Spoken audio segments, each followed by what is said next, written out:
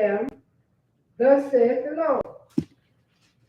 The Lord is talking to Ezekiel again in verse 21.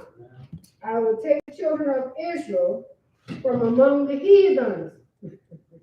Babylon was heathen. So somebody tell you in Babylon, they call it a heathen in a nice way.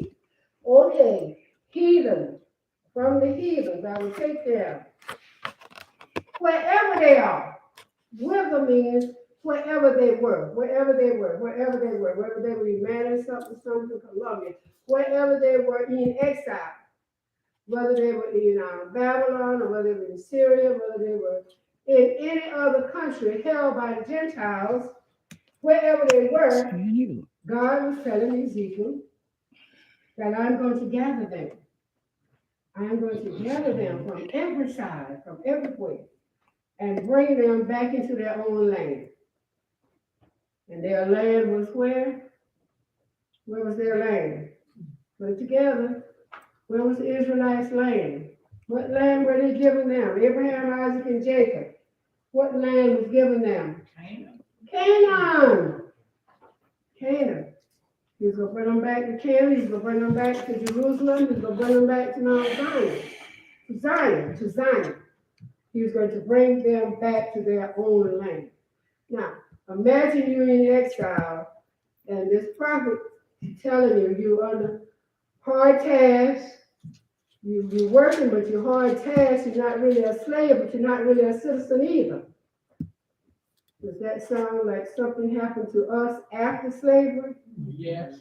We were no longer slaves, but we were what? We didn't have any freedoms. Right. Our forefathers didn't have any freedom. Okay, so I'm gonna bring it back to your own land. That's what Ezekiel is telling the people. Hope against all hope. Verse 21. And we already said that Ezekiel wrote this book, and all of it is credited to Ezekiel, and God speaking to Ezekiel. All right. Outline 2 says, one nation, one people, one king. And I want to step back 1 minute. Our unifying topic is God's servant king. God's servant king.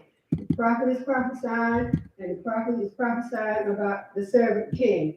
Okay, we'll find out who that is later. I'm sure you already know. One nation, one people, one king. And he says in verse 22, I will make them one nation among the mountains. I'll make them one nation. There'll no longer be two nations. Now, I didn't really want to go back, but you remember about the southern and the northern kingdom, right? That's too long for me to tell how they split, but they did split.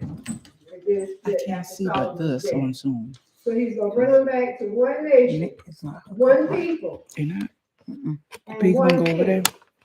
All right. There no longer will be two. 23. Okay, you got it. And neither shall they defile themselves.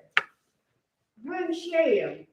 Bring dishonor to God by disobedience. They will no longer defile themselves. They will no longer do that. And they will no longer worship idol gods. Right? It's all through the Bible.